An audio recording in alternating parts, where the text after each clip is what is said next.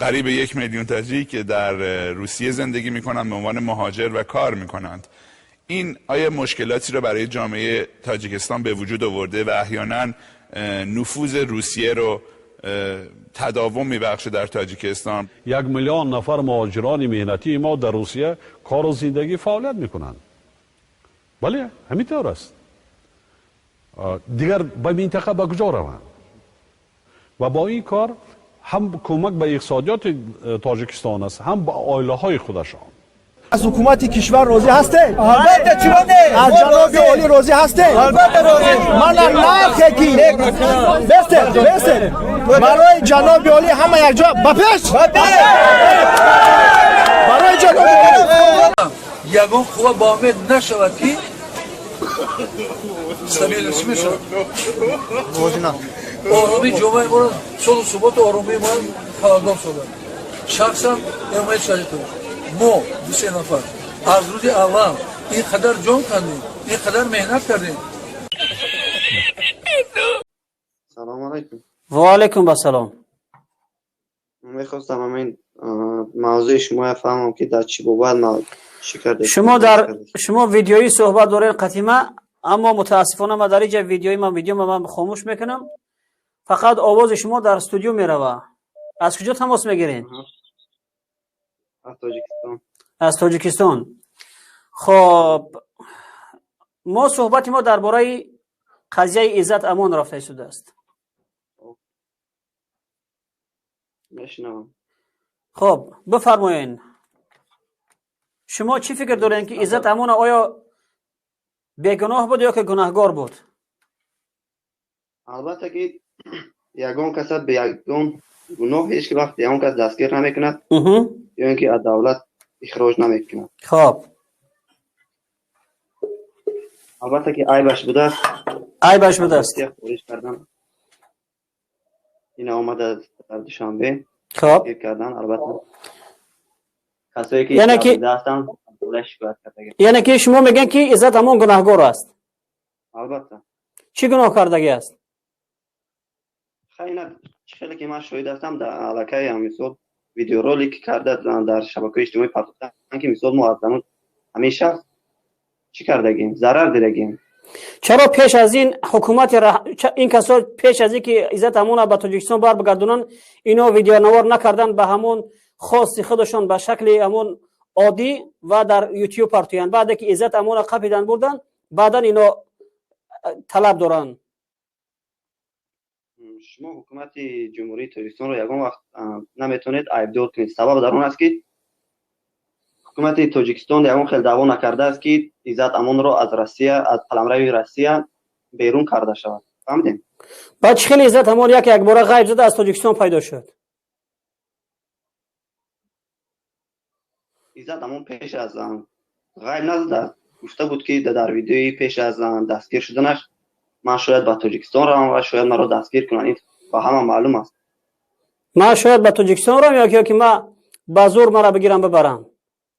نه شما یک بار ویدیویی که عزت امان پیش از دستگیر شدنش کرده بود یک بار دیگر تماشا کنید. خب صبر گناهش چی بود است که امروز در تاجیکستان امروز او را تا امروز رها نمیکنه؟ خیلی سخنهای فرزندش گوش کردیم به فکرم که من سخنهای فرزندش باور ندارم. باور نمی سبب در چیست؟ به خاطری که اون گروگان است الان. یگان خیلی گروگان نیست در تاجیکستان همه آزاد است. خیلی خوب. در تاجیکستان گروگان که نباشد خواهر عزت همون امروز یک نوار دیگر کرد از مردم خواست که بی‌طرف نباشند در این قضیه باید از اون دفاع کنند. فکرم همون خواهر عزت همون ممکن با شما در تماس باشد چه بگه شما یک افراطگرایی هستین دو خلاص. با چی غیر افراطگرایی؟ من برای شما یک سوال میدم. ما را بگو با غیر افراطگرا با چی؟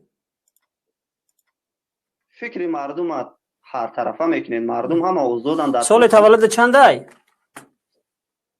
نفهمیدم. سال تولد چنده؟ با سال تولد من چیکار داره؟ به خاطر که تو بعد از انقلاب بعد از استقلال تولد شدگی هستی. البته. از دور استقلالی. خیلی خوب. درباره عزت امان برادر شاه صدای ما رو میشنوی؟ میکروفونتون رو کشوین. بله میشنوم اکا. سلام علیکم. شما در گفته های این بچه چی گفتن؟ یعنی میگه که این بیگناه نیست، البته اون نوارهایی که کردگی هست اینها حقیقت دارن. این آدم 100% دروغ میگه. این گپش یگو معنی نداره. اینا همه میدونه. مردم تاجیکستان همه میره توز دشنام دروغ فکر من. خیلی خوب. دروغ. شما میتونید کسی که در واتساپ تماس گرفتگی هستین شما میتونید که در استودیو بیاین پیوست بشین این با چهره آشکار گپ زنه.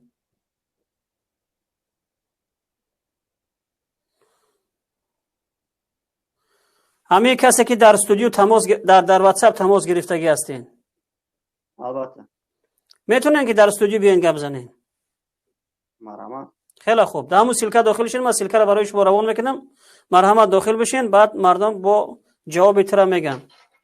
چند نوار برآمد که از عزت امان دفاع کردگی ان که اینا میگن که عزت امان گناهی نداره. پیش از همین سوال من به شما گفته بودم که یک سوال دارم شما با. اعتماد چیکار میکنی؟ سوال لازم ما یک سوال بتیم باور که همه قدم میزنی. ما برای چی وقتی شما سوال میتید ما جواب میدیم، وقتی ما سوال میدیم شما جواب نمیدید؟ ما در قضیه عزت امان گپ زده شدیم. حاضر در اینجا خب یک نفر برآمده است که میگه که عزت امان خب گناهکار است. شما در این چیز باور دارین که گناهکار است؟ یک گپی هست که شمال نشود من درخت نمیجنبه. انا که شمال کی جنبوندگی ای؟ درخت کی جنبوندگی ای؟ در حکومت رحمانوف همین درخت‌ها به شمال هم جنبن. رحمانوف نه، امامعلی رحمان. پدرش بگو اگه نه. شریفویچ. پدرش بگو. پدر میگیمشه البته پدر میگیمشه. پدرت بسیار بقدر از در پیش یا که رحمانوف؟ نفهمیدم.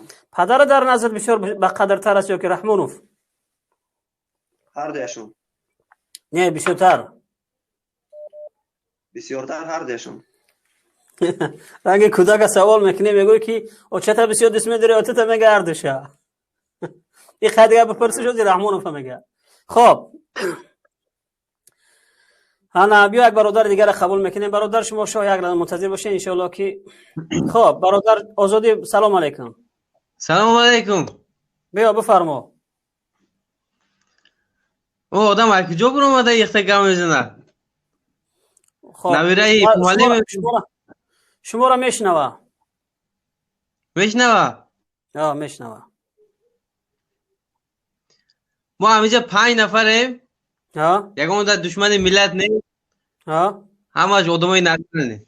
این آیاتش نماز خوندیسه. شکر خدا. خدا قبول کنه. میخوایم همین عزت امان آزاد شود. دیگه با دولت و بایگانتش کار نداره. خب شما چی میگه کسی که در واتساپ تماس گرفتگی هستین؟ شما چی میگه آزاد بشه و نشوه؟ دولت میگن همین موی از خمیر جدا میکند. فهمیدین؟ اگر بیگناه باشد البته که آزاد میشد. ما یگان برای آزاد شدن زیر نیستیم. اگر بیگناه باشد مرحمت. خیلی خوب. زید سعیدوف چی گناه داشت؟ با قضیه زید سعیدوف تا چسبیده. نه ما یک سوال هم گفتم گفتیم بازی دویر با دیگه چی بود؟ نه شما میگین که دولت موی از خمیر جدا میکنه گفتی؟ اگر فرد اگر با چی را جدا میکنه؟ اگر کنید بگیم پدر من یا مادر من برای چمور دولت کش نگین.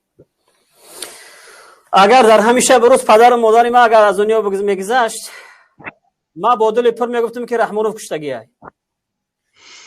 فشارهای روانی حکومت بالای مردم مبارز اون سبب مرگی همون نزدیکان مبارزان میشود. امروز اگر رفته و خدای ناخواسته یک مبارز امروز از حقوق خودش دفاع میکنه در داخل تاجیکستان حکومت رحمانوف اگر اون پدر و مادرش ببره یک چند بار زیر فشار روانی بگیره اونها از دنیا بگذرن 100% قاتل اونها رحمانوف است.